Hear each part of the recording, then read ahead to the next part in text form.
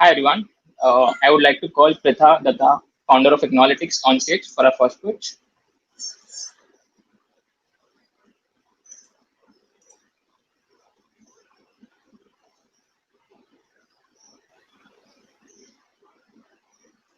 Hi, Hi Pritha. hi, can you hear me? Yeah, I can hear you. Great. Fantastic. This is some very funky stuff. Okay, let me just share my deck. Just give me one Sure. minute, please.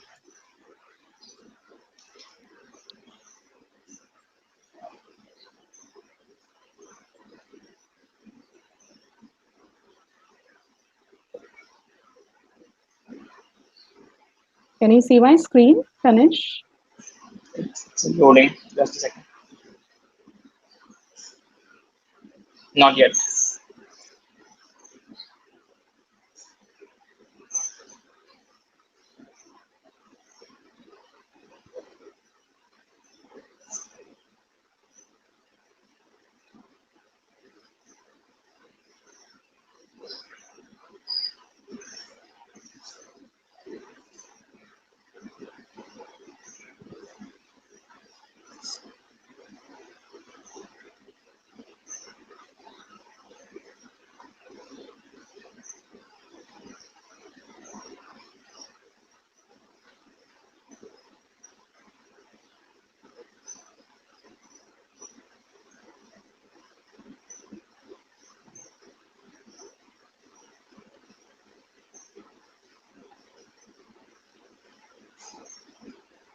Apologies everyone.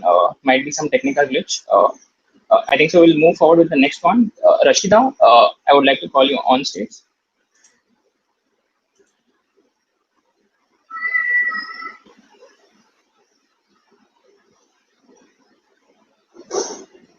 Hi.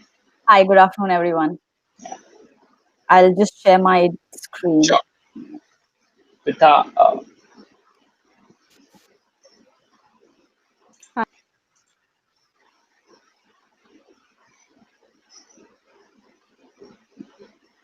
Can you see it? yeah.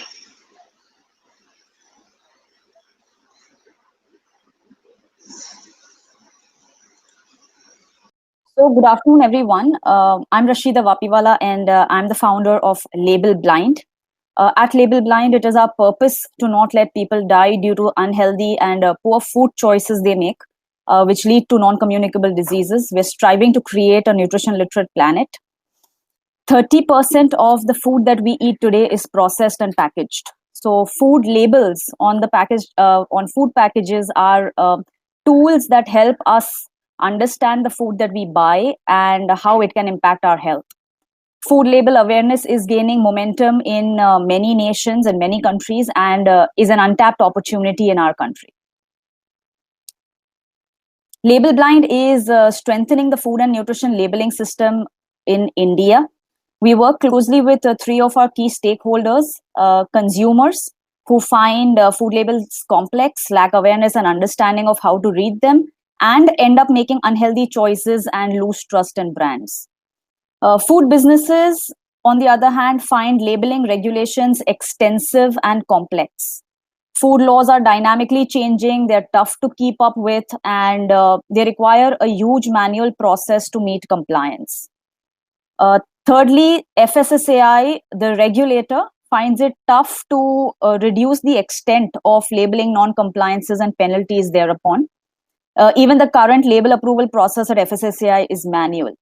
So these are big problems, thus making food label a very big opportunity in a country like ours, especially due to four reasons. First is growth in the nutritious ingredients and the food, growth in the number of nutritious ingredients and food products, a rising consumer consciousness, our increased purchase power and increased consumption of packaged foods, and of course the tightening food laws and regulations in this country.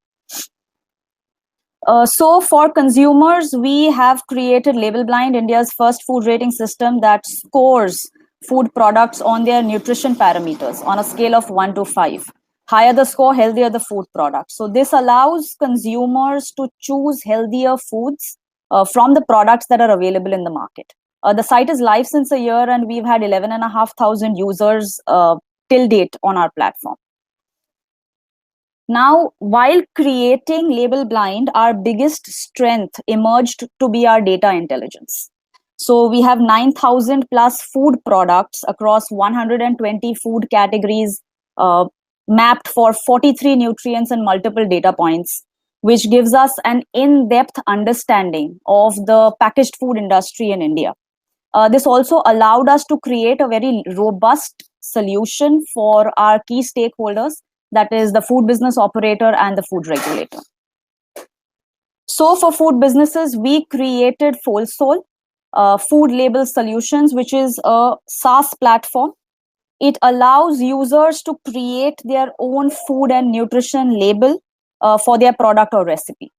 It's a simple to use model which is automated, standardized, user-friendly, saves time, saves cost, and gives the food operator a ready-to-use label within minutes, which is 100% FSSAI compliant.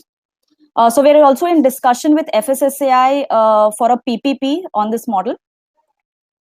The opportunity, it's potentially big in India. We've seen this model thrive in a lot of Western countries. The market is as big as $4 billion US, which is estimated to double by 2026. Currently, food labeling in India is manual, with a few players working in the peripheral space of label designing and packaging solutions.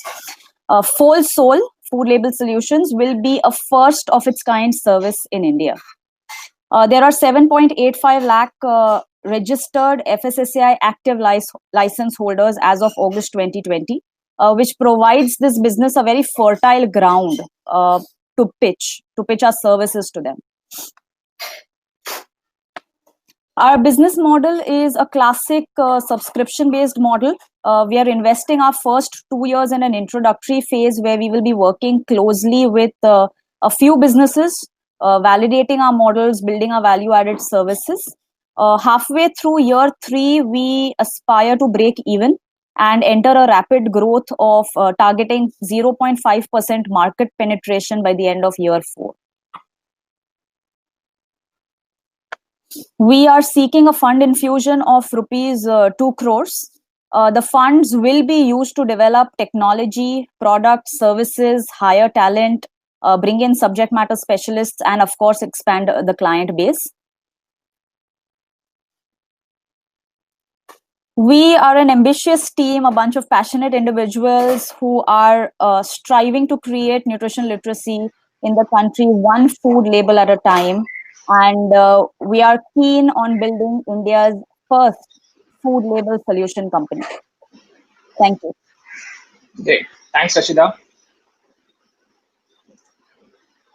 Any questions for her will be taken during the right after all the pitches are done in the virtual lounge. You can meet the founder there and have a chat with them. Thank you. Next, we have Tanvi from InstaCA.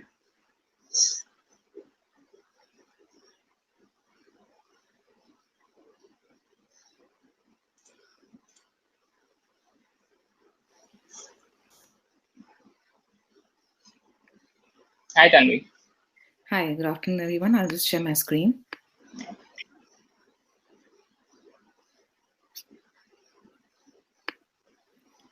Please let me know when you can see my screen. Yeah, we can see your screen. Hi, I'm Tanvi. I'm the founder of InstaCA. InstaCA is a SaaS platform which makes the accounting functions 2 times faster and 4 times cheaper. To give you context, I'm a CA, and after working at the Big 4 accounting firms, I went on to handle my family's small business, where I realized that the business owner is internally struggling to keep up with endless accounting compliances. Now, this is what the calendar of a business owner looks like, and delays lead to penalties and fines. So the business owner spends time in hiring an in-house accountant. However, this accountant comes on a limited budget and therefore has limited domain knowledge. So on top of this, they retain an expert like a CA for complex tasks such as GST, TDS, etc. But all this offline coordination makes the process extremely error-prone and unnecessarily expensive. I wanted to find a solution for my own business, so I went on looking for opportunities, current existing avenues for SMBs, and I realized they remain inefficient. If you look at the left-hand side, You have a typical boutique CA firm, which gives you a comprehensive offering, which includes bookkeeping, GST, TDS, etc. However, it's completely offline, and the price is based on it's an hourly billing. In order to reduce costs, you can go to an expert, for example, a GST consultant, a tax advisor, or an in-house accountant. However, this comes with limited offering. To go for a smart solution, you look at online platforms, and what you find is legal compliance marketplaces like Vakil Search, ClearTax, etc. However, it takes you back to the same problem of coordinating offline with a small CA firm. Then you have limited offering providers like tax filing solutions and GST return filing solutions. And that's where we identified a gap for a plug-and-play accounting platform which could take the hassle away.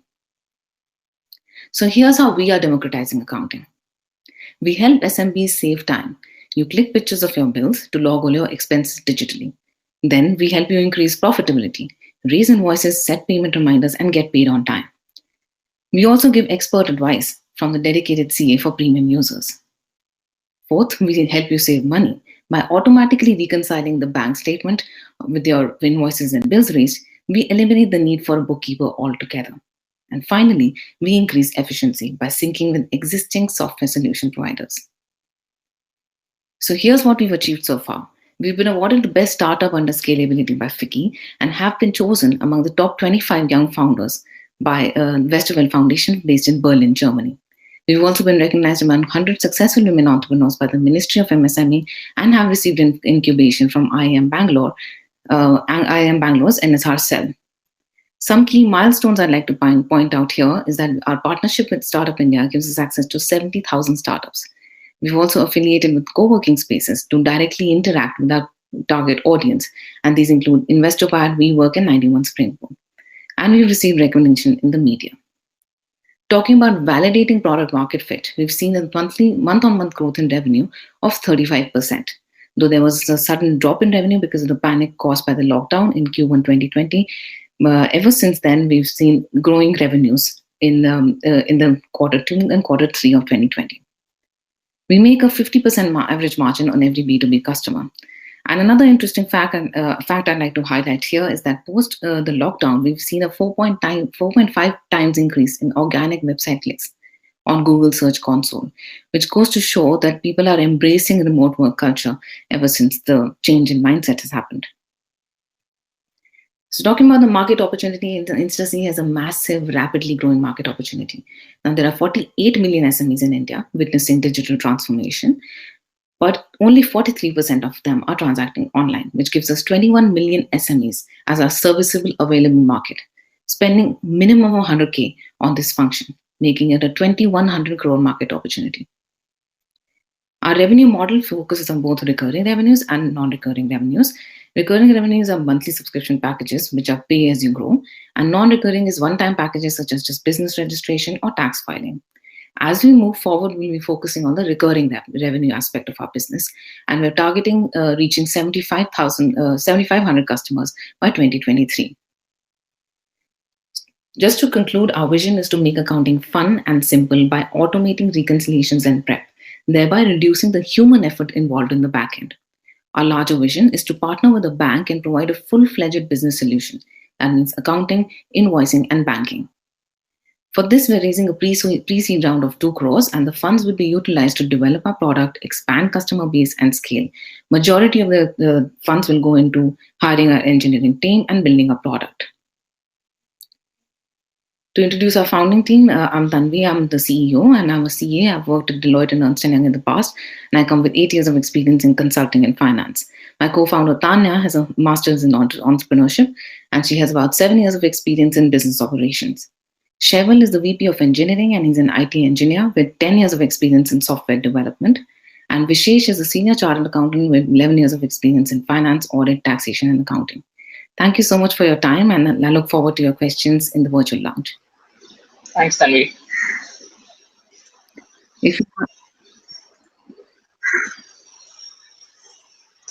Next, we have Rupa, founder of Queza.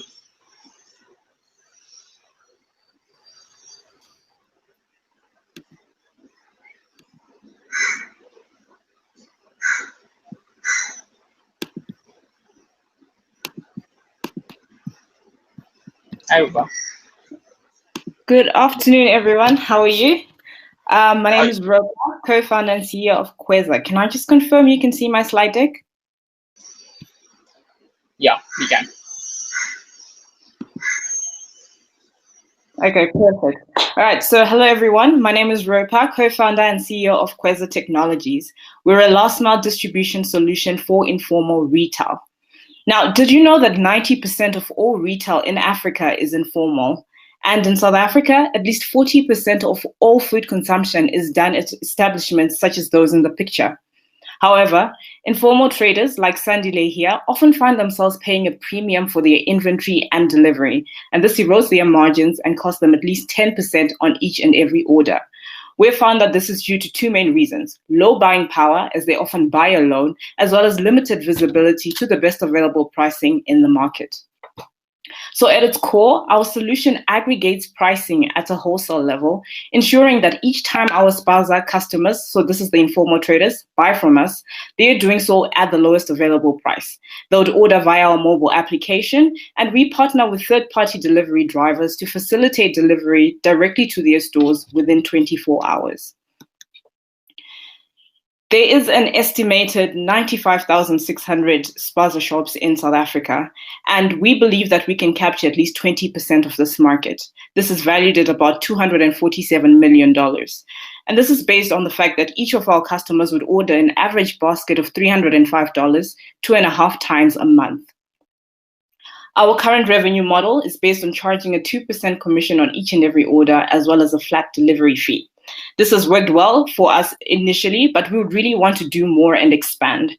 So in order to achieve this, we're looking to shift our model to a warehousing model where we'll be able to increase operational efficiency as well as have better control over our operations.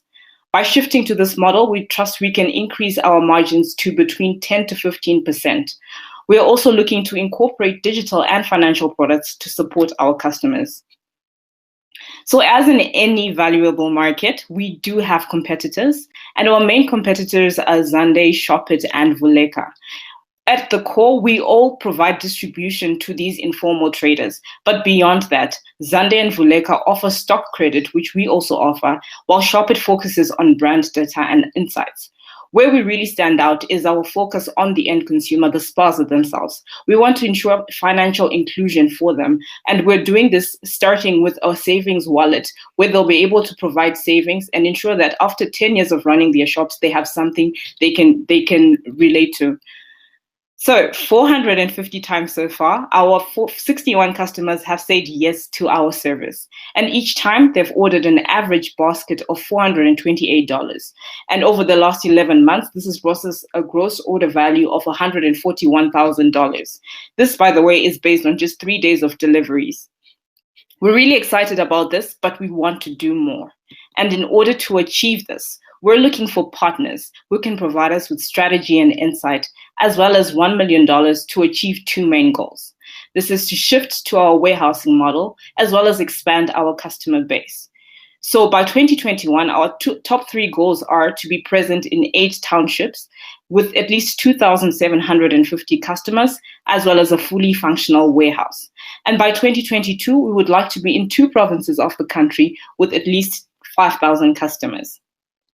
So the $1 million question is, why us? Why Queza? Well, we're a passionate team, passionate about the growth of small business. We're an experienced team, having worked within retail, logistics, supply chain for major retailers like Pick n Pay. We've worked in finance and payments, as well as developed several products across different industries. We are equipped to solve this challenge. And so why not join us and help us as we help formalize, digitize, and grow informal retail? Thank you. Looking forward to your questions in the lounge. Thank you, Rupa. Next, we have Rashid from Xmatic.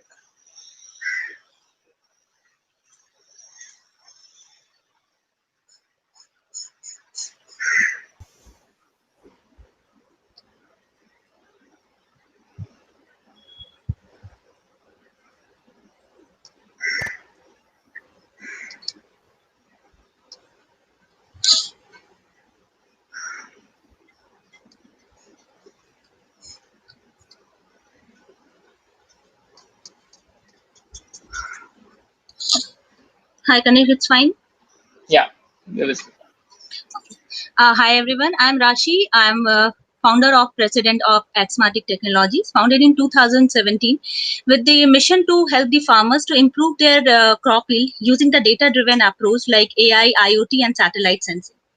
So when we started our organization way back in 2017, we saw a few of the problems in the pre-harvest side, and major was the improper irrigation, pest and disease, which leads to almost 50% of the crop loss. And also due to the changing climatic conditions, farmers are not able to get the site-specific advisory. And in addition to that, resource wastage in terms of water, power, seeds, fertilizer has also been a very difficult for the farmers. So coming to our solution, what Axmatic provides is the Cropletics ecosystem, which is a blend of AI, IoT, and satellite. So first we have our product, which is autonomous irrigation system, which is basically a precise water management system, which takes into account the sensors, data, satellite imaging, weather, and crop life cycle. And then it arrives to the solution that how much water is required by the crop. Then we have on the pest side is Pestlytics, which is an IoT device which actually has a luring mechanism to attract the flying pests, and then it provides alerts to the farmers, and it helps to provide the analytics to different stakeholders also. In terms of providing the alerts, it also provides recommended pesticides, insecticides, and other things. On top of this, we have Cropletics advisory system, in which we handhold the farmers from sowing to harvest and provides all the advisories. This is the Cropletics product that we have. So on the left side is the advisory system. This is one of the picture deployment of our sensor-based irrigation at one of our client pin, and this is the Pestlytics, which is in the development phase. In terms of implementation on operating regions, we have worked with the government of Punjab, Bihar, Madhya Pradesh, Haryana, and IRI. Our few important clients are L&T, ISAP, IRI, Kaizen, VWDC, that is Water Department Committee. So till now we have almost 700 downloads. Total farmers that we have in our systems are 700. Paid farmers at 30%, and FPOs that we target is around 3. Till now, the impact that we have seen through our system is almost 20% that we have saved water, energy, yield, and inputs. In terms of market side, the global farmland is around 3.8 billion acres, and the market that we are targeting in terms of horticulture and high value and pest impacted crop is around USD 1.7 billion annually. Coming to our revenue model, so we have 4. We intend to have hardware and subscription base, which is again B2B and B2C both. In hardware, we have autonomous irrigation system and Pestlytics, and in a subscription base, we have a remote surveillance system. A small and FPOs can take the. In terms of revenue projection, we intend to have 13 CR by 2023. Growth strategy, we have already started our hardware sale and analytics subscriptions. And in terms of phase 2, we intend to have a physical presence in Punjab and Bihar. And in phase 3, we intend to provide delivery of premium AI services and market analysis to the customers, where target customers are insurance, chemical, seeds company, and governments. Coming to our landscape, competitive landscape, Fasal, Cultivate, Yuktix, and Kritnam are few of our competitors. And but where we stand differently is the hybrid solution that we are providing to the farmers, and plus the different categories of products that we have for the different categories of farmers. Coming to awards, that we were awarded by BIREC Type Winner Award, and we were also awarded by the V Fellowship IIT Delhi. We are funded by BIREC FITT and Indigram Labs, and we are incubated in Indigram Lab, NASCOM, and PUSA CRIS. Coming to advisor, we have Dr. Govind Gujjar, who is ex-head division of entomology, and he has more than 40 years of experience. Dr. Vikram, who is evaluation specialist at the University of California, and Dr. Nivan, who is staff engineer at Qualcomm and has 12 years of experience in IoT. Coming to our core management, Abhishek is the CEO of the company, and he has almost 15 years of experience and CTO. He completed his master's from Iowa State University, and was there with Epic System for a couple of years. Soumik Mitra is CEO of the company, and he has more than 9 years of experience as a business consultant. Nupur Bhatnagar is the business director of the company, and she has more than 20 years of experience at SAIL. Coming to me, Rashi, I am having 10 years of experience in business development. I have worked with companies like NIIT and DRDO, AIMS and all. And I did my master's from Indraprasth University. Asking is 2.5 CR that we intend to use in terms of scale up in Bihar and Punjab, and then in research and development. The funding would be used for the team expansion, marketing, and for the pilot. And these are our few of the supporters. Thank you. Thanks, Rashi. Next, we have Jay Bharti from Movo Social Initiatives.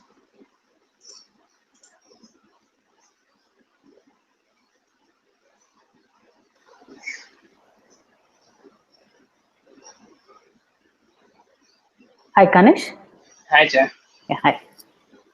Try sharing my screen. Sure.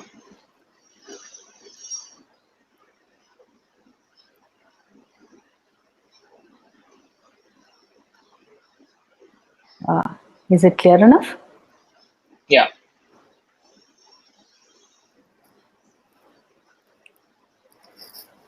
Good afternoon. This is Jay Bharti, founder of Movo Social Initiatives. Over 200 billion mobility market in India and African region alone currently employs less than 2% women, and that is our problem. I am a passionate women motorcyclist, like Ajay was mentioning. I'm the one who went on my motorcycle across many countries in Asia and America, and that made me realize the solution for this problem is enabling more women in mobility services such as women fleet partners, women taxi drivers, women driving instructors, and women motorcycle guides. And this will not happen overnight. It has to be a mission, and we are on our mission of moving women. Through Movo, we conduct empowerment workshops, conduct 2-, 3-, and 4-wheeler trainings, build livelihoods in mobility specific for women, road readiness programs, platform for women in mobility, occasional driving programs. While it might seem like the existing delivery services, fleet services, taxi services might be our direct competitors, and the existing motor training centers and skilling centers might be our indirect competitors. But for a mission like this, we believe in collaboration, and we would be interacting and collaborating with many of our competitors in future.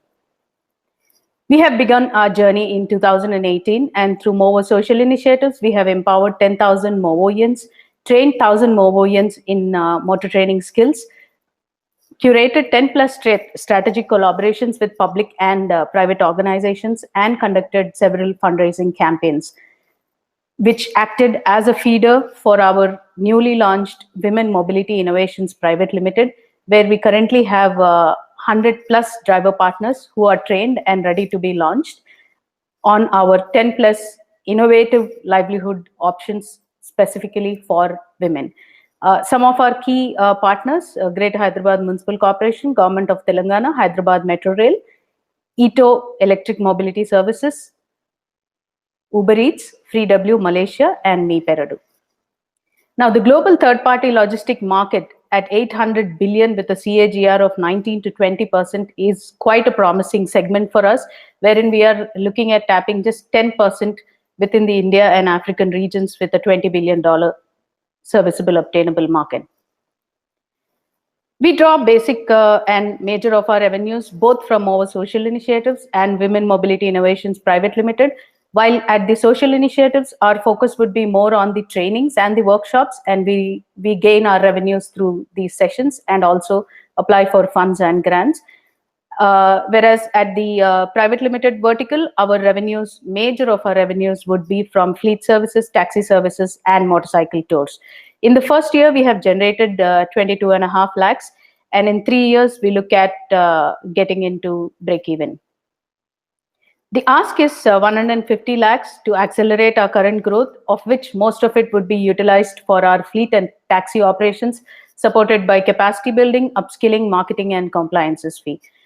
Now, this would help us towards our march towards our future roadmap, where by 2023, we look at impacting 1 lakh Mavoians across Asia and go for a Series A funding of 225 lakhs. By 2024, we look at impacting 1 lakh Mavoians across Africa with a Series B funding of 375 lakhs until we reach our mission million Mavoians. And by 2030 is when we look at exiting through social stock exchange. Now, we are supported by a great fleet of advisors, Srimati Vanita Datla, Vice Chairperson, Elico Limited, and former Chairperson of CII Telangana, Dr. Sai Dayana, Gynecologist, Apollo Hospitals, Dr. Mamta Raghuveer, Founder, Tarani NGO. When it comes to team, I am an architect with 15 years of experience. When it comes to my motorcycling, I've ridden more than 1 lakh kilometers across Asia and America with 1,000 plus media mentions with a great network. Namrata is our director and operations head, a training consultant with 13 years of experience in BPO operations. Dr. Mahinder, our chief growth officer, comes with a 15-year experience in marketing, advertising, strategy, and branding. Before I say thank you to Growthx, VSprint, and everybody here, let's all take a pledge to enable more women into mobility, not just to contribute to our economy, but also to empower them through mobility. Thank you. Thanks, Jay.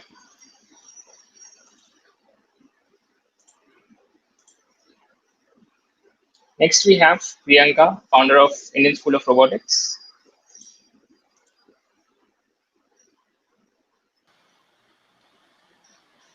Hi, Kanesh. Hi, Priyanka. So I'll just quickly share my screen. Yeah.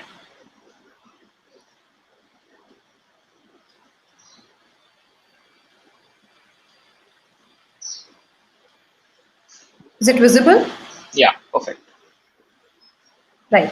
So good afternoon all. Just imagine how good it would be if our children will learn through hands-on equipments rather than learning just through books or virtual coding classes. Rapidly changing technology has influenced our day-to-day life, and children are equally impacted. Children want to know how and why it works of what they see around them. Gadgets, on the other hand, are addicting with no learning value. Parents are looking for products which can help and assist their child intellectually, even though there are certain products available in the market, but they are costly. Hence, Indian School of Robotics comes with unique robotics learning solutions which can help access those hands-on robotics equipments. Coming to our solutions, we have restructured our solutions in our after COVID scenario. And in pre-COVID, we were offering our programs through learning centers and in-school programs. Post-lockdown, we have come up with a new product, which is MyDeck. It is a subscription-based e-commerce marketplace for enhancing the play value. Along with this, we have our robotics online program. We call it ISR MOOC. All our programs comes with key benefits of convenience, enhancing smart play, live sessions, and age-appropriate options. MyDeck doesn't have any direct competition, but there are indirect players available in their own space. For example, there are certain robotics kit manufacturers, robotic kit resellers, and activity-type kit manufacturers. Therefore, MyDeck sees a unique placement in the market wherein it helps to enhance play value using technology. COVID has come up as a huge opportunity for Indian School of Robotics in terms of reaching to customers. We have served 175 number of customers on an average per month post-lockdown, vis-a-vis 125 numbers in pre-COVID scenario. We have skilled 5776 number of students till now, which we see as a seed customer for our MyDeck platform. Indian School of Robotics has accumulated revenue of 20 million since its operation in 2016.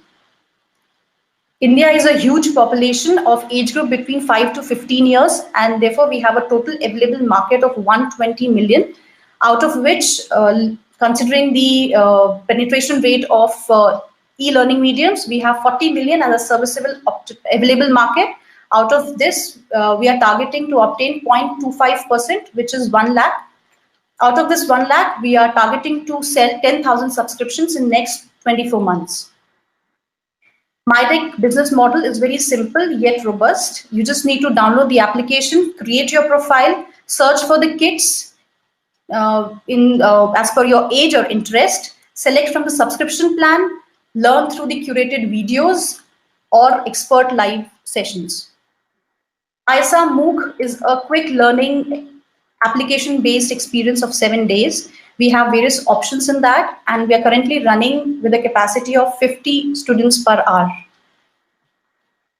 Indian School of Robotics has its major value driver through continued business or iteration. Therefore, we have an LTV lifetime value of 52,600 rupees against the customer acquisition cost of 1,270 rupees and cost of fulfillment of rupees 2,130. We are looking to raise funds of 39 million rupees for next 24 months for our hybrid model, that is robotics online learning programs and MyTech e-commerce platform. This will be utilizing technology, marketing, human capital, and kits. We'll be targeting 62 million revenue in the next 24 months. Looking at the future ahead, we are looking to expand our team to hire key human resources in sales and technology area, upgrading our technology to bring up better learning experience for students, developing a social oriented learning platform, which is CoHive, and offering our platform for kit manufacturers to launch their product. Our management team is highly passionate and committed. I am Priyanka, the founder of the organization. I come with 5 years of corporate experience. I'm contributing to the organization by making the product customer fit, bringing operational efficiency, assessing the risk and managing it. Along with me, I have Rohit. He's the co-founder of the organization. He comes with 7 years of experience in marketing and sales. He helps the organization to grow in brand identity, build revenue models, new revenue models, and organization building. We are proudly associated with NASSCOM, IIM Kashipur, Feed and Department of Science and Technology. Thank you. Looking forward for your questions in the lounge area. Thanks, Priyanka. Next, we have Jugnu, founder of Sapien Bioscience.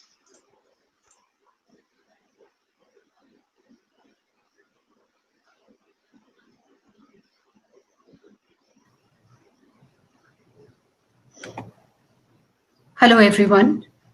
I'm just logging in, just sharing my screen.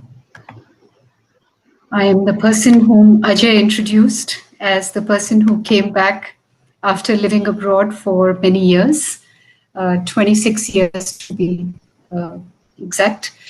And can everybody see my screen properly? Yeah, we can see it now.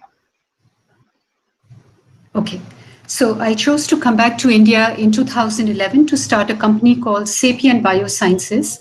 It's a very unique company that ethically collects and organizes patient samples and patient data. When you go for a surgery or for any diagnostic which could involve blood or urine or any type of body fluid, most of it is discarded after the intended purpose is over.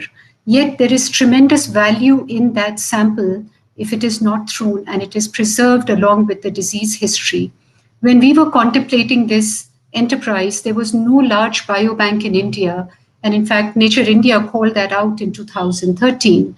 So to address this gap, we started Sapien Biosciences in 2013. And I'm happy to say we are not just the first, but also the largest and the only commercial biobank in India that addresses this gap. On the left-hand side is our business model.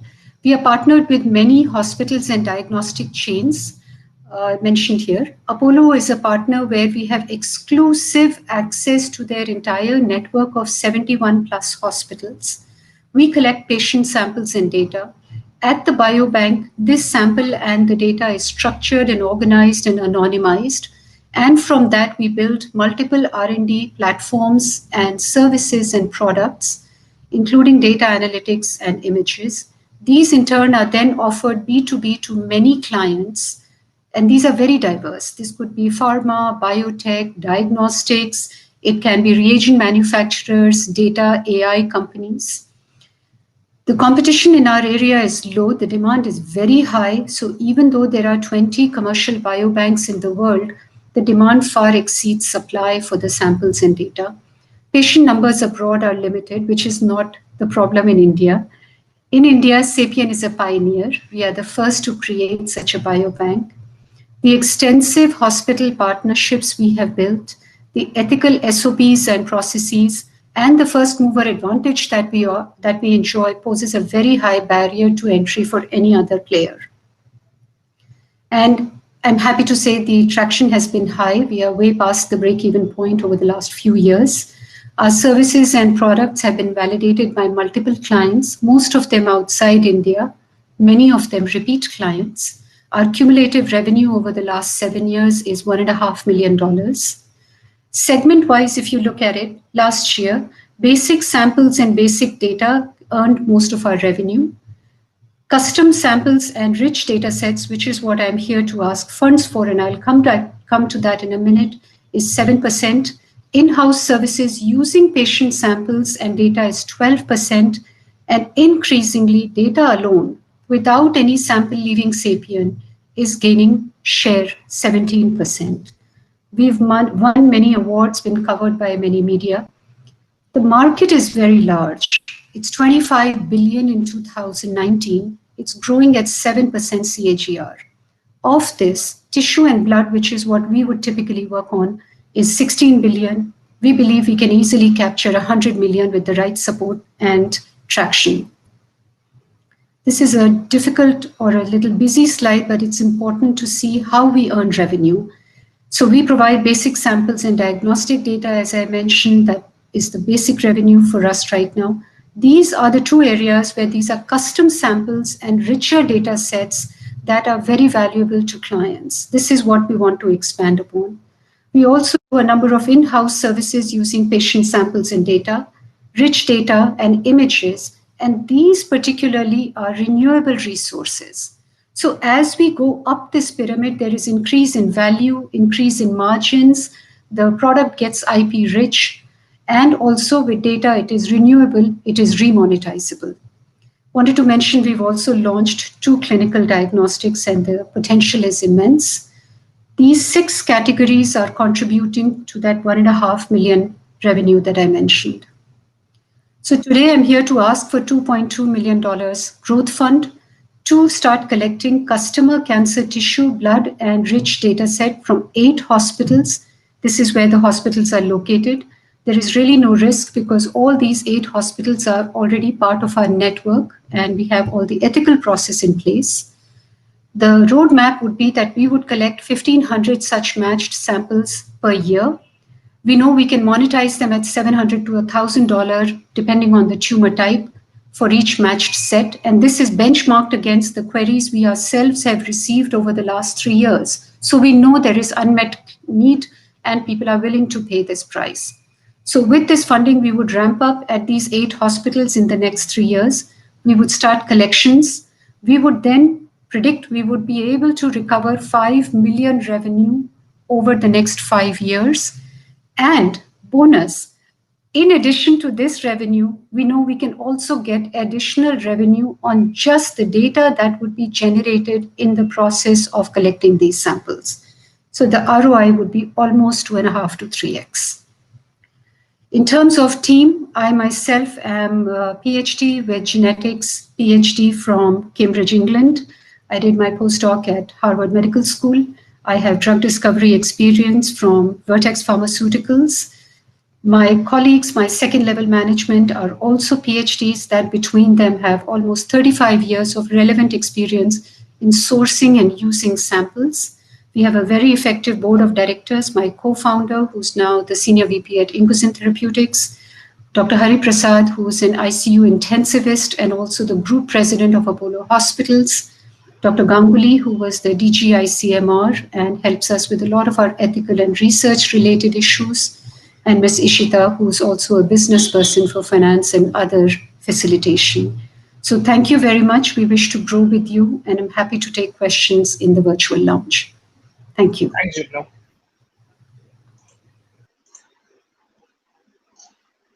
Next, we have Shilpi, founder of Presta.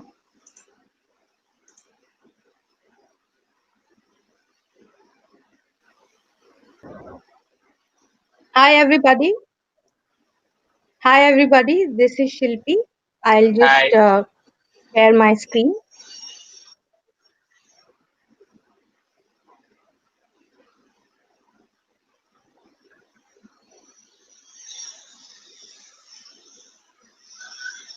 Very good afternoon. I'm Shilpi Sen. I'm the co-founder and CEO of Prayasta 3D Inventions Private Limited. We are developing 3D printer for medical grade silicon, and we would want to provide a personalized prosthesis to mastectomy survivors for restoring their body symmetry perfectly with longer wearing hours. This will not only uplift them psychologically, but also restore the confidence that they have lost. There are a lot of solutions in terms of breast prostheses and implants that are available, but they do not come in any personalized form. They are standard shapes and sizes. There is a leakage problem. They are imported, and hence there is a wait time. They do not guarantee the regaining of the natural shape, whereas our product is personalized, and therefore it will have personalized shapes, contours, and sizes. It will be personalized, weight balanced. Touch and feel will also be personalized, and it will be leak proof. So what happens to a woman after the onset of a breast cancer is that she has to go through a mastectomy surgery, after which there are no personalized reconstruction solutions that are available. There are standard ones that I've already mentioned. So therefore, she loses a lot of confidence, and there is a lot of social stigma that she suffers from. Uh, Hence, we want to come in that breast restoration space. There are a lot of competitors for prosthesis. One is Indian, which is Anna Biomedicals, but they do not make anything which is personalized. Of course, there is nothing in terms of breast prostheses that are made in India. They're all made abroad, and none of them are again personalized. In terms of our growth, we have filed patents in US, Europe, and India.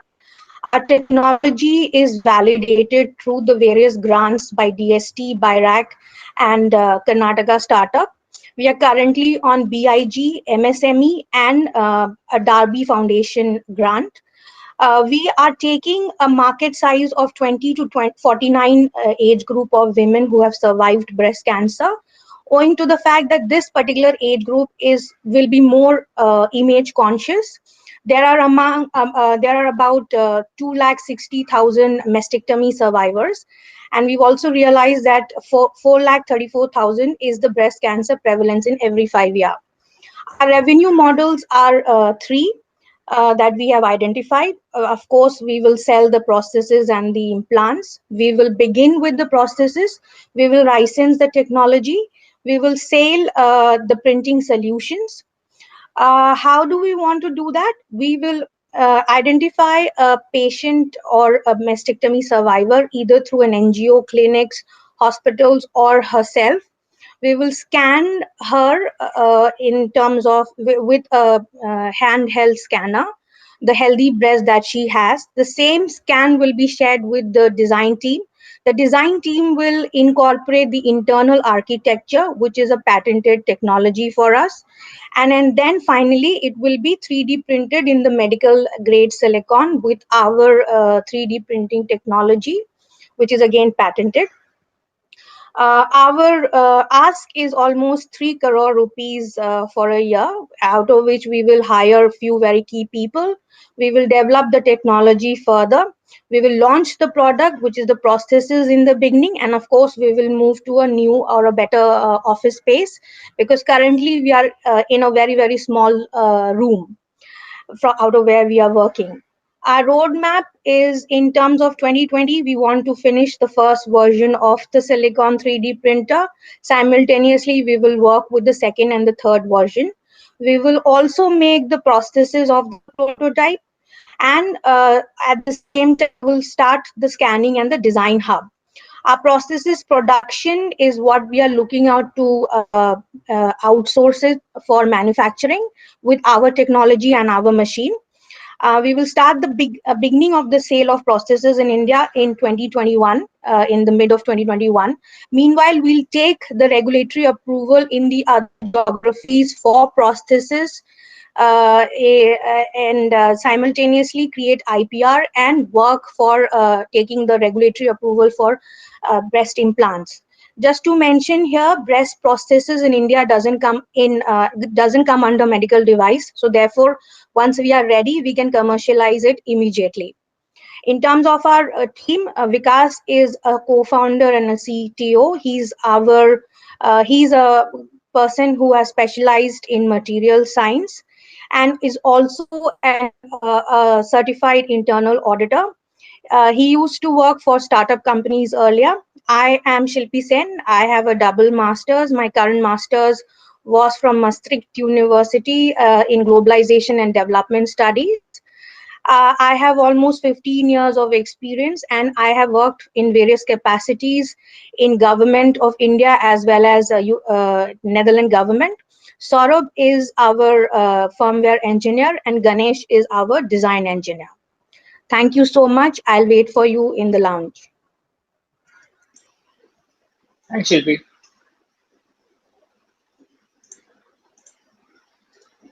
Next, we have Shantala, founder of Gamatics.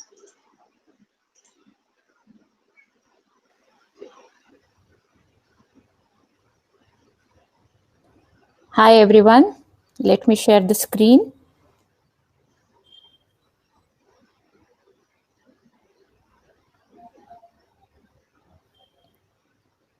I hope it is visible. Yeah. Okay. Hi, everyone. I'm Shantala, CEO and co-founder of Gamatics. Gamatics is focused on providing visibility for every performance of grassroots sports talent. In one hand, we see that sports talent gets support only after they are successful at international level. And we have millions of grassroots sports talents who can do wonders if they are supported at the right time. There are many organizations and individuals who are keen on supporting these talents, but they face these three key problems. Tapping the right talent. They do not have any data-driven platform to identify the right talents. Transparency in the system is completely missing. Sponsors want to have the clarity on the utilization of the funds. Sponsors find it difficult to track the progress of the sponsored athlete and the program ROI in easily. So we created a tech platform addressing the gap. Using the app, player can create sport-specific profile, upload the results of the competitions they have participated till date. The performance data can be used for comparing the performances across all age, gender, geography, sports, etc. Connect module helps players to get in touch with other players, coaches, sports experts, sponsors, fans, etc. So here is the glimpse of our app. The central one is the sports profile snapshot, which shows the information about the player, coach, club, school details, etc. Left-hand side is the performance graph of the player for each event. And the right one is listing the competition of the player participated till date. We also have Instagram plus TikTok feature for players to share the content. After all, it's a sports community platform where they would love to showcase the tricks and traits of the training and competition. And we have these competitors. The significant difference between them and us is we have given the handle to user to create their specific profile. And also, it's performance plus fan engagement based sponsorship. The complete control is given to the player, and hence there is no middleman needed for the player to showcase the achievement. And here is our current traction. We have 9,000 plus player profiles with us. They have uploaded more than 4 lakh competition results and 1,400 coach details. This data is completely organic. In India itself, we have more than 70 million kids playing sports every day. and among them, nearly 14 million take up competitive sports. In terms of institutional engagement, a target market includes 2 lakh schools, 35,000 sports clubs, 70 federations, 1,700 associations, 20,000 plus brands, and 53,000 corporates with CSR funds. Though there are n number of revenue streams which can be enabled based on the data we have, we would like to focus on the following streams during initial years. Sports sponsorship enablement fee. We work closely with brands and corporates to understand the requirement with respect to sponsorship and design the event catering to their vision and mission. We charge the sponsorship enablement fee for the same. E-commerce of sports goods and accessories. We make coaches as our sales partners, just like Meesho. Performance-based redeemable points will bring the stickiness for us. Third one is sports services, and it's a big thing. There are no standardization of services at the sports clubs, and also listing based on the services they provide can be a big business. And we would like to gain the user base of 14 lakh by year 3. We would like to enable sponsorship to at least 5% of our users. We are targeting the following revenue in first 3 years. Numbers are in INR only. So we would like to raise 7 crore INR. Nearly half of it will be used for the user acquisition. The technology platform is completely ready. In 2019, we did the pilot program called Step Karnataka in association with IIM Bangalore. In 2021, we want to go pan-India.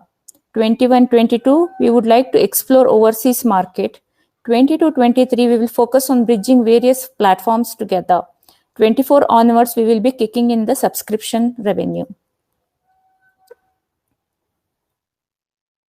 We are 3 co-founders. I am Shantala. I've done my engineering in industrial and production, and I've done executive general management program from IIM Bangalore.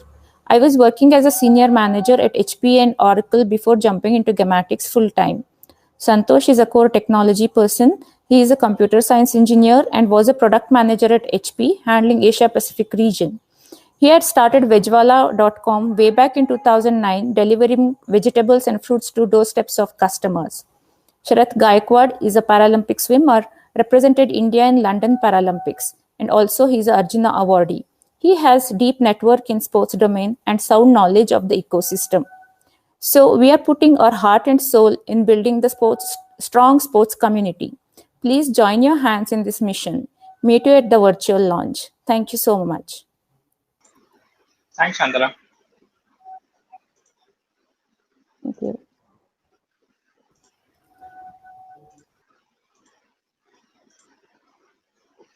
Next, we have Sarita, founder of Coach Buddy.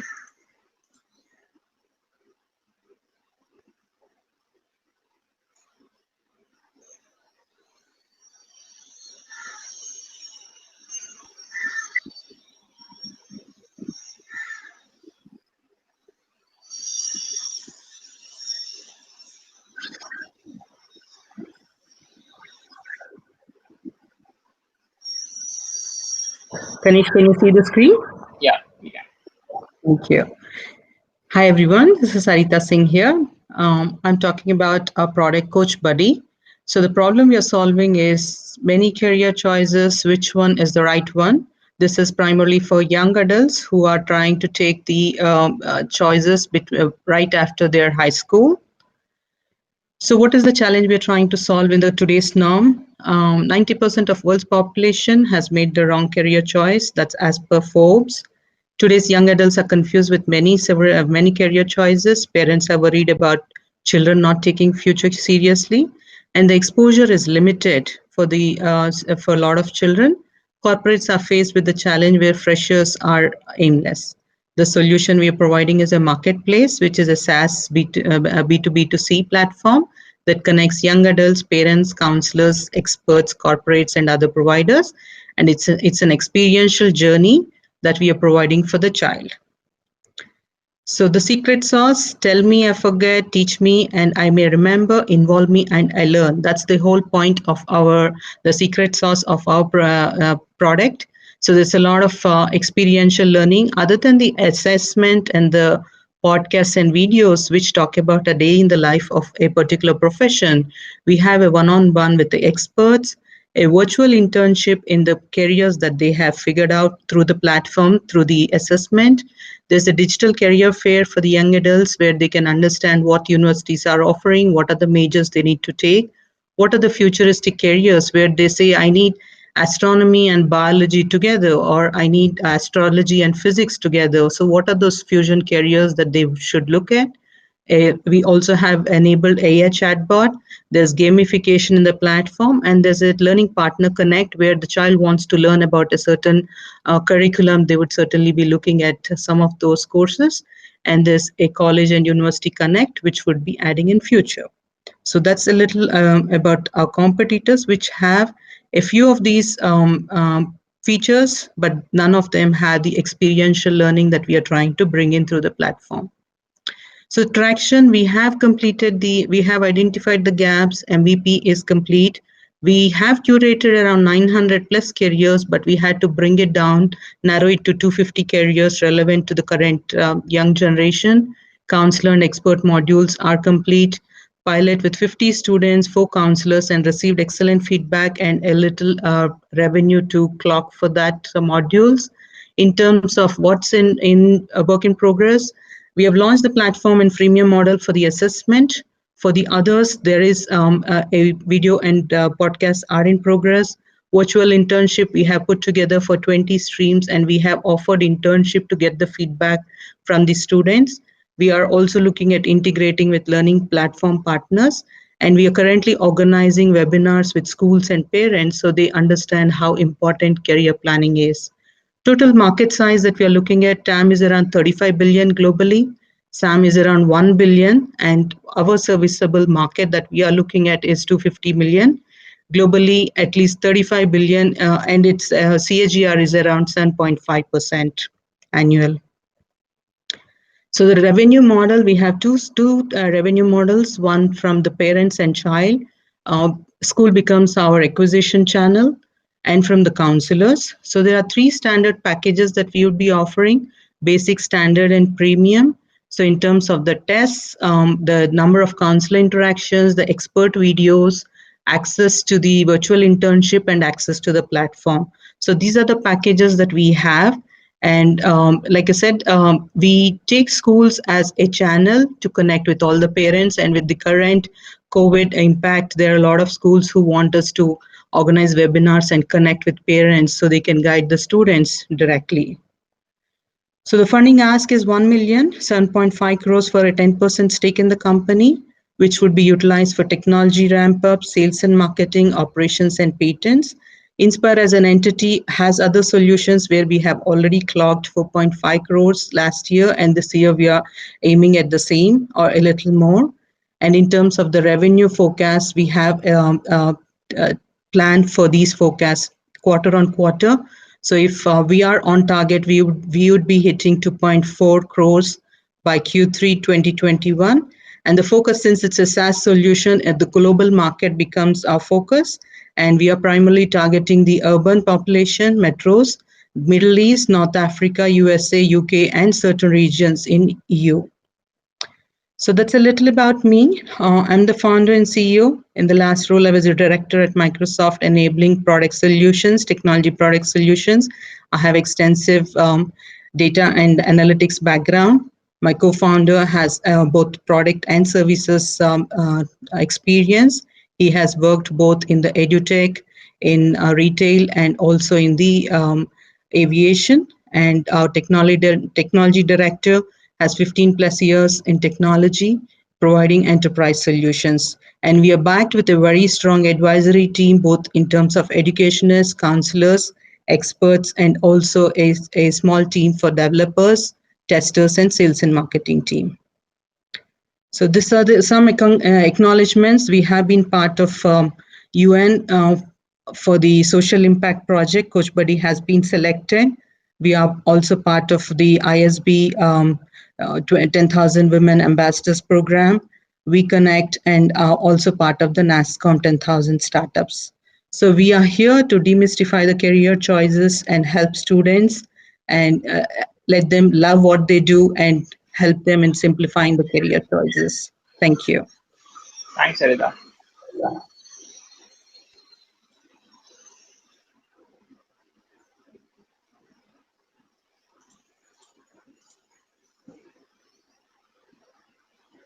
Next, we have Shruti, founder of Andyasti.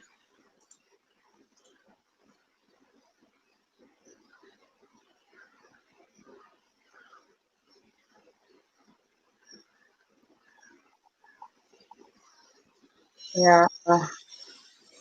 Hi, Tanesh. Can you see and hear me? Yeah, we can. Okay, so let me share my screen. Sure.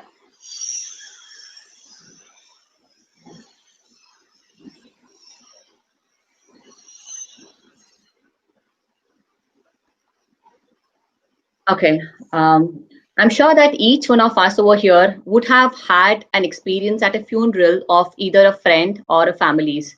And I'm sure that you would have thought at some point of time that probably the experience would have been better. Probably the service at the crematorium or the way how the funeral providers were accountable, or last but not the least, how an ambulance driver treated our family in a funeral. Well, exactly 4.5 years back, I was a bit shaken aback by the way how an ambulance driver treated my husband at his grandfather's funeral. And that was when I decided to quit my IT job and start something very noble and start something very different. So Antyeshti Funeral Services is a one-stop solution for all the post-death related rites, right from your freezer boxes, Hirschvan, preservation, embalming, and also we also help in the transportation of dead bodies both across domestic and international borders. So just I would like to start the presentation with a success story of ours last week. So last week we actually helped a Marathi person named Mr. Ajay Kabdikar, present in Bangalore, who actually had lost his father, unfortunately, to cardiac arrest at his home. Well, we proudly say that we not only arranged to him with a very good Hirschvan and a freezer box, and also with a proper Marathi priest, just as how his father had actually wanted. And just yesterday, we actually finished a case wherein we helped to transport the late mortal remains of Mr. Veeraya Gautam from London to Hyderabad. So this is just a few of the success stories that we've been doing over the past 4.5 years.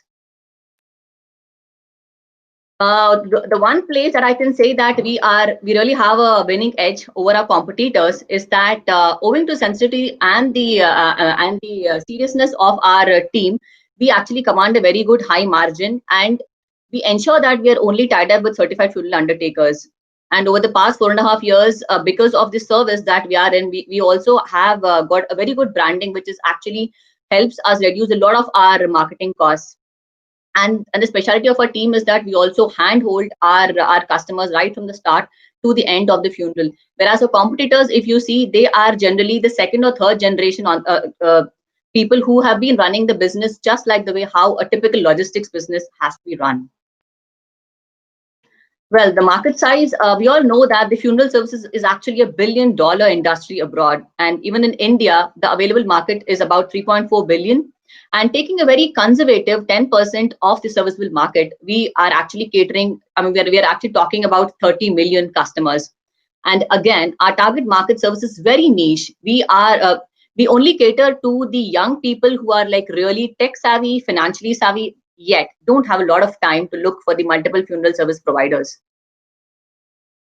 Talking about the traction and the financial projections, so like I said that because of the emergency services, we were profitable right from the day one that we started. These are the true numbers over the past couple of years, and we do aim to go to 15 million in the year 2020, soaring to 30 and 90 million in the next coming 3 years. This is a snapshot of the services that we do. So talking about the local funerals, we deal with local cremations, which is like the most emergency part of the service. And so that's that part of the service where people really want a kind of, war footing time, very good service, very good quality of the ambulance, and a very good service at the crematoriums as well. So we have we have actually gone through all these things, and the people whoever are tied up with us, we ensure that they are really certified vendors. and we've got the freezer box in the mortuary services, and also the Shraddha Priest. And quite contrary to people's belief, people think that the lifetime value of a customer in this business is not much. But I would say that actually, if you go to the traditional people, once there is death in the family, there is a service which actually needs to be conducted year on year. And going to the domestic transport, it costs about 30,000, and the international transportation of dead bodies is about 1,50,000. And I say that our gross profits are nearly 28% in each of this service head that I just mentioned about. Well, why invest now? I think that this is a very niche, untapped market. Yes, there have been people in this before, but this is not really garnered enough investor eyeballs. But I frankly feel that in the past 1.5 years, the place that we are right now, definitely we can scale to much higher levels, because I see that there's a huge opportunity in this. And the reason why I proudly say this is because probably during the pandemic time also, our business was one of the very few businesses which could not have got impacted because of the pandemic. Because yes, we were handling the COVID cases and the non-COVID cases with equal gusto. And our 3,500 satisfied customers are also a testimonial for the service that we do. And just in September, we crossed a revenue of 1.3 million. And I would say that it's a very simple business model, not much complexity is present in this, and I see a very strong scalability with a gross margins of about 40%. So today I ask a fund of about 15 million rupees, and majorly about 50% of the funds we want to strongly utilize to expansion of other cities, and also in product research. So when I mean product research, we're actually looking at Asthi Visarjans and app development. Yes, we've had a couple of customers ask us about if this can get into an application, in the sense that if we could track their the funeral rituals, the month-on-month rituals and the yearly rituals that can be done. And last but not the least, yes, we want to expand to international offices also, because a fair study of the UK and the US market has showed that definitely having a presence over there in their countries would help us cater to the Indian diaspora in those cities much better. So this is what we were, and this is where we want to be. From Kolkata, Bangalore and Hyderabad, we want to go to 12 more cities in the next 2 years, and to 30 more cities. We are a team of 11 now. We want to straight ahead shoot a team of 100 in the next 5 to 6 years.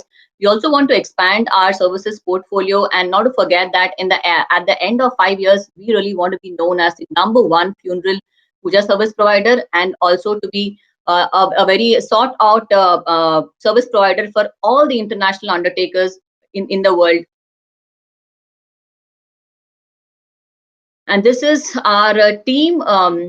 That's me. I've been in this from the past 4.5 years out of sheer passion, and I could say that my domain experience, my domain knowledge is only because of this 4.5 years. I've been as a software engineer for the past 10 years, and I worked in Satyam and IMEDX before. And recently, so I would say that we've been a company of emotions right now. But recently, we recruited Mr. Madhu Iyer, with whom I can confidently say that we are also about numbers and emotions now. Yeah, so this is actually a mock-up version of what we want to of what we want the app to be seen as, because like I said that we really want to come up with an app which will be mostly about the post-funeral services, and that can actually remind the client to perform the monthly and yearly rituals. That's it. Thank you. Thanks, Shruti.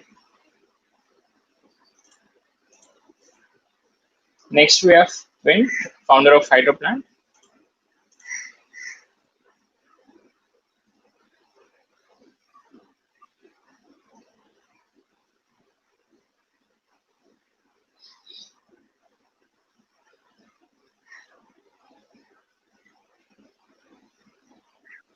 Kanish, can you see it? Yeah. Yeah. Hello, everyone. This is Pinpoint. I'm a CEO and co-founder of Hydroplants.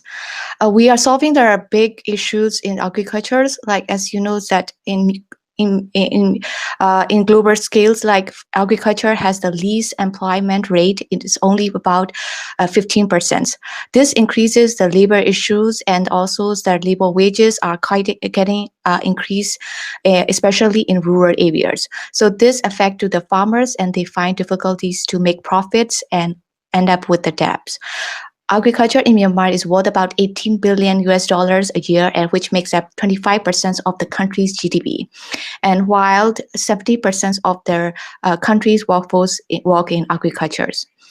According to the World Bank research, Myanmar has the least productions in agriculture and compared to the Southeast Asian countries. This is because of their more labor used, and also more depend on their labors.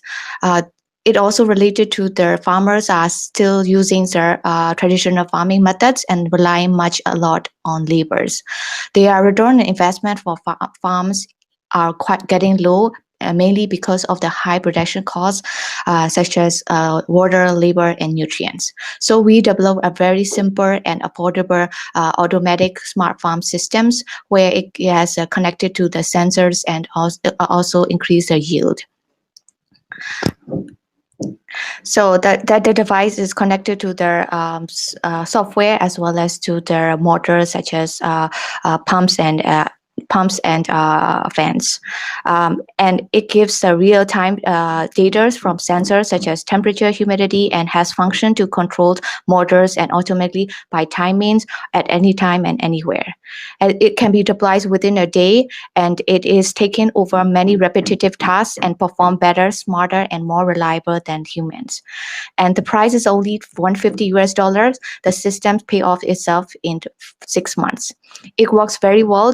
It is simple and easy to connect. It connects with motors such as pumps for irrigation, and it can reduce the cost by 30% because of the precise use of water and nutrients, and it can increase the yield at the same time. It works not only for their auto irrigation, but also work for their fertigation and also ventilations, where we use in their solar drying systems, warehouses, and greenhouses. So the market size for the precision farming systems in globally is quite huge. It's $27 billion by the end of 2020, and growing annually by 14%. So in Myanmar, Myanmar has 20% of the land. It's 12 million hectares is used for agriculture, and we can target about 1.5 billion as a total available market and 150 million as a serviceable obtainable market size. So in the first years, we have reached out to deployed 150 farms, and also 200 farmers are in our sales pipeline.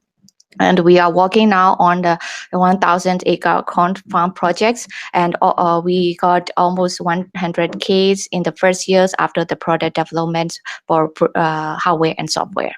So we use social media referral systems, and also we charge pay per goals as monthly charges, $5 to $7 for the product, and we provided paid trainings to over 350 farmers where they bring their sales leads to the many peoples across regions.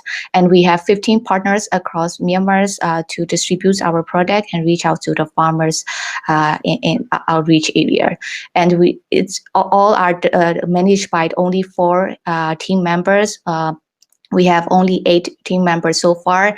We have a small team, and we don't have our direct competitors. We are the pioneers in productions of the IoT systems in the smart farm, and then we have that's why we have a high awareness and approach by the, large companies and many users organically.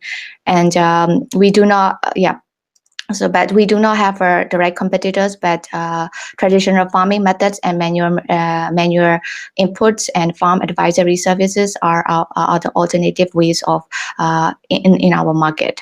So we are raising about 200K for 18 months runways, and the majority of the funds will be used for their sales and marketing and development and extension development of their smart farm, where we will be extended to have our data analytics platform for farmers to have a better decisions and also better management. We target to have 300 farms deployment by the end of 2021 to expand the use cases to up to 10, and to bring like about over 35,000 MRR by the end of 2021. We are passionate, innovative, and diverse team members. We have experience in hardware production, data analytics, non-development projects, advanced farming system, and business administrations. Thank you for listening. Thanks, Brent.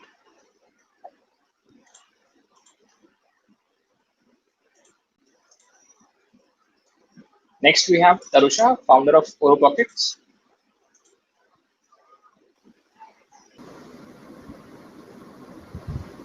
Yeah, hi everyone. Just a second, I'll just share my screen.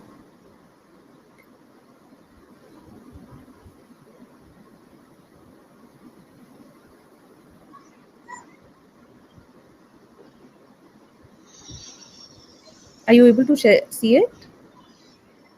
Not yet. Okay, just a second. Now, because it says I'm sharing my screen. Yeah. Are you able to see my screen? Okay, cool. Yeah, it's good screen. Cool. Yeah. Okay. So hi everyone. I'm Tarusha. I'm the co-founder and CEO of Oro Pocket. Oro Pocket is asset-backed banking on blockchain. It's a fintech platform. I'm going to talk about it in a minute. First, let me address the problem that we are solving. So just in the last 12 months, around 7 banks have shut shop in India. Millions of people lose their life savings. Dozens of people, I think, committed suicide. The hidden charges that are associated with banks, they account up to billions of dollars. There are certain banks which are abroad now that are charging you for a negative interest for just keeping your money. They are charging you money. Users are only insured up to a certain amount, and that has also just now recently been increased to 5 lakh. Otherwise, it was 1 lakh. So we basically started working on a solution. Oro Pocket is a fintech platform where one can invest in fractional investment instruments and enjoy financial services on top of these instruments. So how does that look really? We are doing a POC currently with gold and silver, so you can invest with as little as 1 cent. We are a global platform. Every asset that we hold is 100% insured. We have third-party auditors and insurers. You can send your assets globally anywhere across the globe almost instantaneously. You can spend this money as well. So we have a deal with MasterCard using which you can actually spend your investment, making it highly liquid. This is basically very programmable money. So all the services that we are adding on top of it, be it in terms of loans, or currently we've just launched a DeFi protocol on top of Oro Pocket. The idea is to basically help user with wealth creation as well as preservation. So I'll talk a little about the competition. Currently, considering we are just doing a POC with gold and silver, I have put in platforms that are currently offering gold. So Glint Pay is a platform that does something similar to us, but again, it's not on blockchain. Paytm Gold has fungibility, but it's not on blockchain. It does not provide you services on top of these investments like loan or a card which you can use to pay for those investments. Moving as a competitive advantage would be we are verifiable on blockchain. We are very easy to use. We have an app on Android as well as on iOS. We are inclusive because we are adding multiple currencies. We are adding, we provide multiple asset support, multiple currency support. We are completely transparent, again, owing to the fact that we are on blockchain, and we also have an asset-backed MasterCard. So the current size of just digital assets is pegged at 19.4 billion, and is projected to reach 38.5 billion by 2025. So the business model, we charge a small fee, like a transaction fee of 0.25% on every transaction that happens on the platform. There is also a buy and sell spread that varies between 0.5 to 2%. So traction. So we started on the 1st of January. Right now, it is an invite-only platform. So we have a waitlist of 2,500 users. We have 1,600 plus users on the platform. We are growing at a rate of 100 per week. We are managing assets worth $48,000, and the split between gold and silver is 70:30.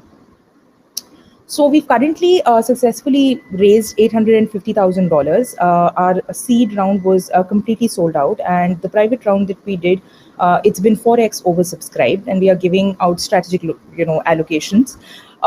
Today, I think I'm looking primarily for connects with Brain Matter Accelerator and other fintech and compliance accelerators so that they can help us reach the next stage. This particular amount of money is going to help us unlock a greater AUM, add more fractional assets, and also procure an e-money license in UK. We are trying to get that via the FCA route. We have collaborated with some pioneers in the field like Matic, Tezos. These are blockchain companies. We have been a part of Conquest, and we are incubated at IIT Delhi. So a little about the team. So I am the CEO. Mohit is the co-founder. We've been working together for nearly 10 years now. We've known each other since we were 7. This is our third startup together. We've previously worked on an alternative investment platform as well. It was one of the first Ethereum exchanges of India, which saw high volume transactions of around 15 million USD in just 8 months. We also have more team members. We are a team of 15 people now. That's about me. Thank you so much. I'll be happy to take your questions. Thanks, Tarusha. Next, we have Colleen, founder of Rio Lifestyle.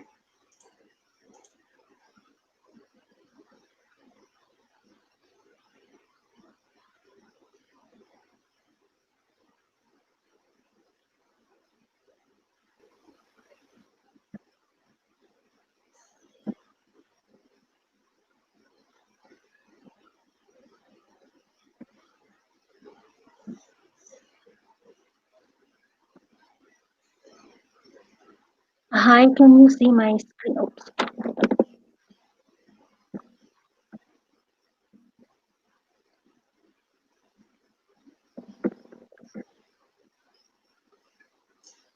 Colleen, you can share your screen. Yeah, hold on.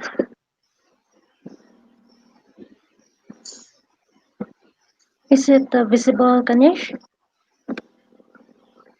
Not yet. Hi, Ganesh. It's not visible.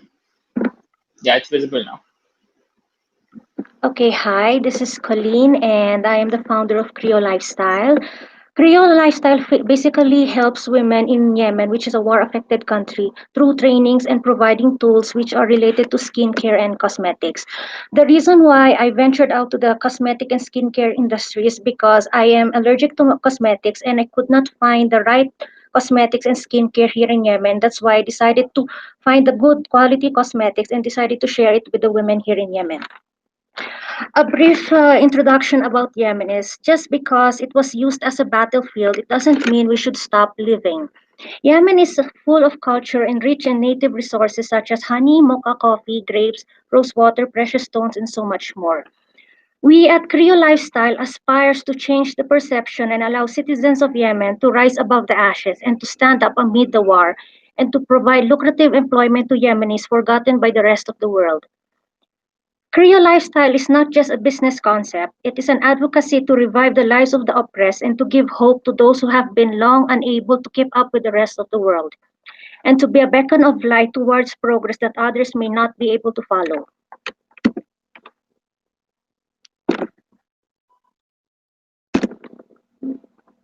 I need to go. Oh my gosh, sorry, it went. We don't see your Okay, screen. so the products that I am distributing. Can you see my screen? No. Oh. What about now? Is it visible? No. Oh, okay. I think there's a problem with the internet connect. No problem. You can just continue. What about now? Is it visible or not yet?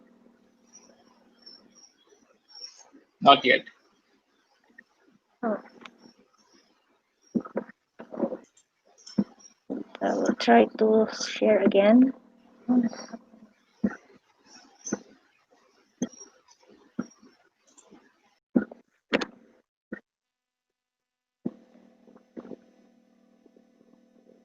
What about now? Hello, Kanish. Colleen, you can just continue. Yeah, we can see your screen. Okay.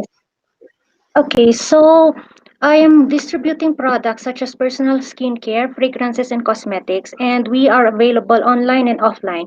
Just a few of the brands that we are distributing here in Yemen is Dr. Spiller from Germany, LA Girl from US, and so much more, even from Poland and from Korea.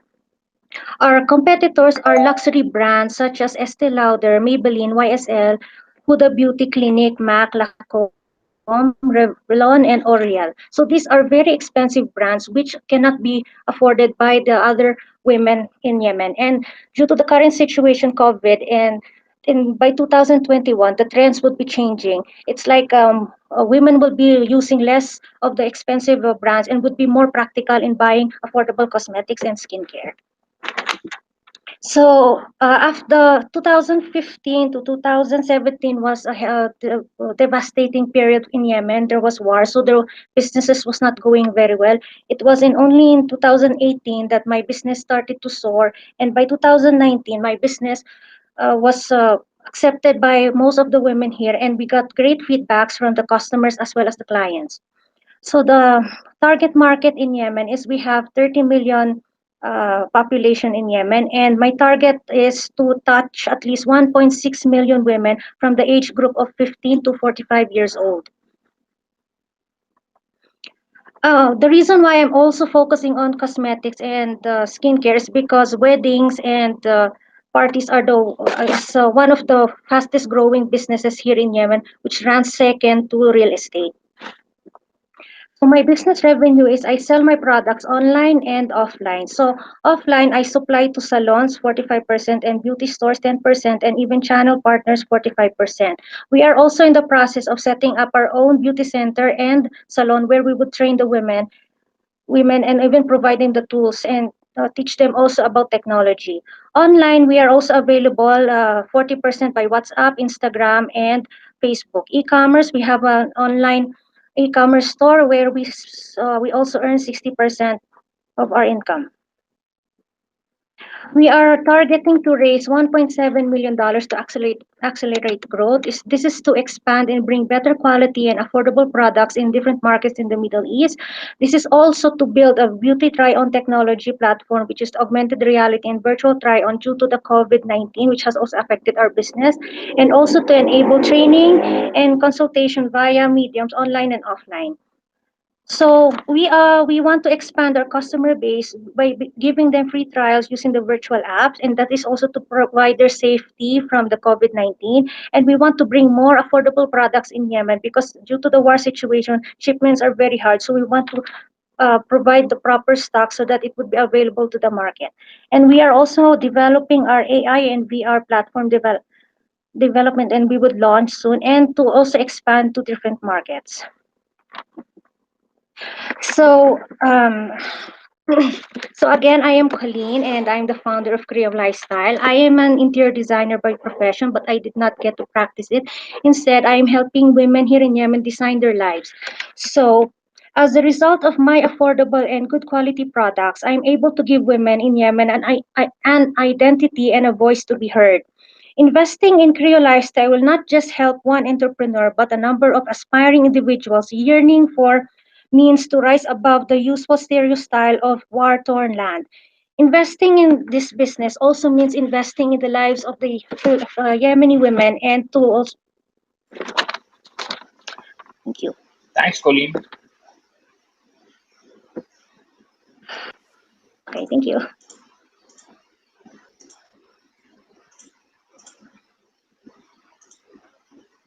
Next, we have Prita, founder of Acknowledge.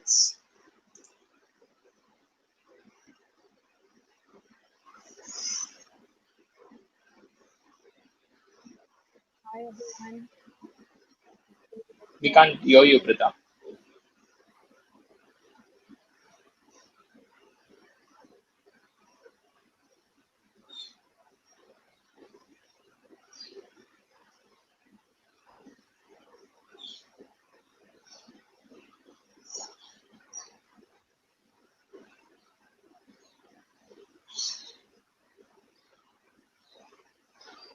Hi, can you hear me now? Tanya? Yeah.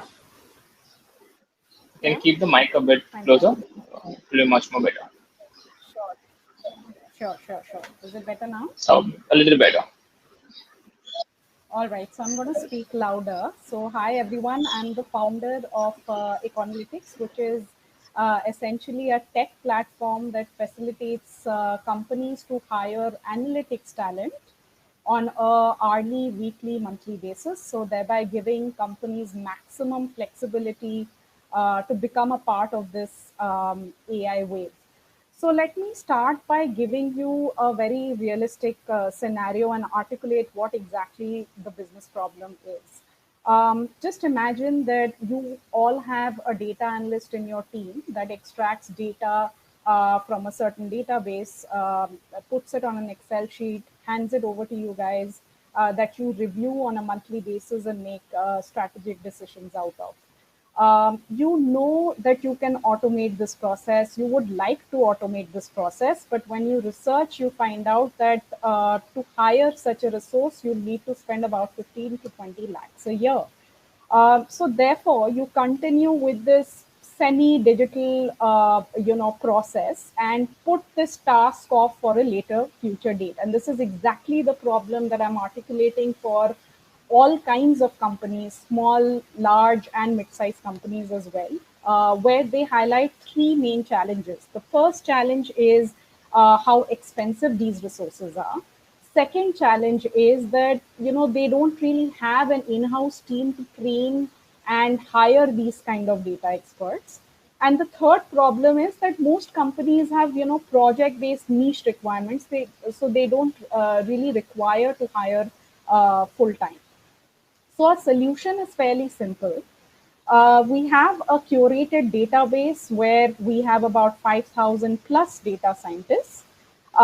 We have, as soon as you post your requirement, we have a matching algorithm that will hit our database and churn out relevant leads for you. You can interview them, and then you can hire, pay, and even manage the project through our platform. So it's a typical tech gig platform. In this space, currently the total available market size is $122 billion, and it's growing at a steady rate of 15% on a yearly basis. And from a competitive landscape scenario, we have a few competitors in the global marketplace, like you must have heard of Upwork, Expertify, etc. But our niche really is that we want to continue to be vertical focused. We want to continue to be curated and cater to both small ticket size projects as well as high value projects, so to say. Currently, we have two separate revenue models. So the first model, as we call it, is the do-it-yourself DIY model, wherein Econalytics essentially connects the client and the expert. They use automated project management tools to collaborate, and we earn a 15 to 20% commission depending on what the value of the project really is. And the second model is we do it for you, wherein we actually identify and tag a set of experts with predefined domain expertise. So say, for example, credit risk experts or retail giants. And then we have direct contracts with the clients and facilitate end-to-end execution of the project. So in this model, we actually allocate a project manager for corporates, and these are really for larger corporates. And here we have a healthy 25 to 30% margin, for this particular model. And like I said, the service, the platform that we're providing caters to all sizes of companies. So currently we have, tied up with small companies, startups, some of the mid-sized companies, and also larger corporates. And as you can see, it spans across industry, whether it's healthcare, whether it's media companies, sports companies. So you have Sportido, Decathlon, or retail giants as well. From a growth perspective, I think last year we had focused on launching in the market and developing a very good supply side, where we're a young team of about 6 people.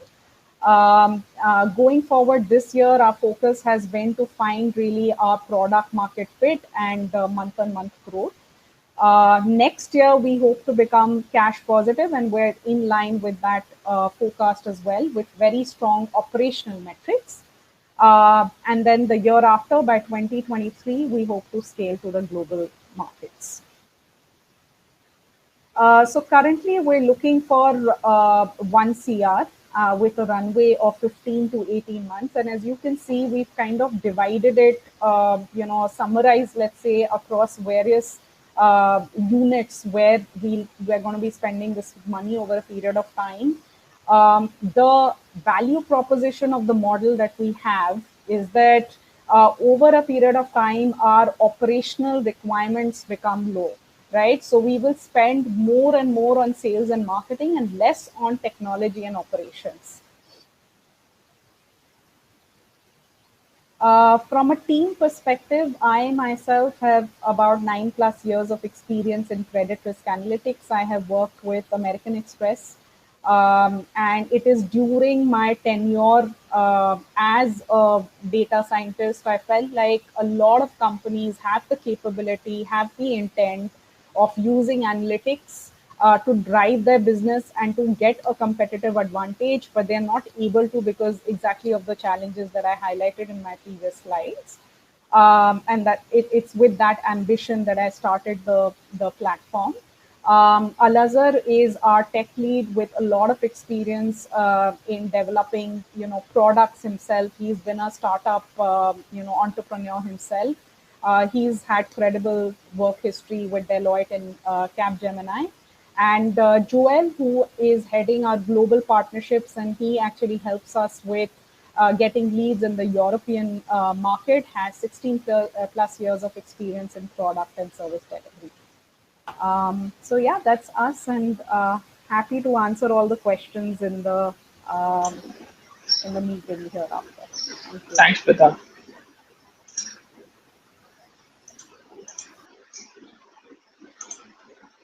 All right. Thanks everyone for being so patient and hearing from the founders. You all can meet the founders in the virtual lounge and get all answers to your questions. If you want any connections or meeting with them, do give us a shout out. And once again, thank you for joining us today.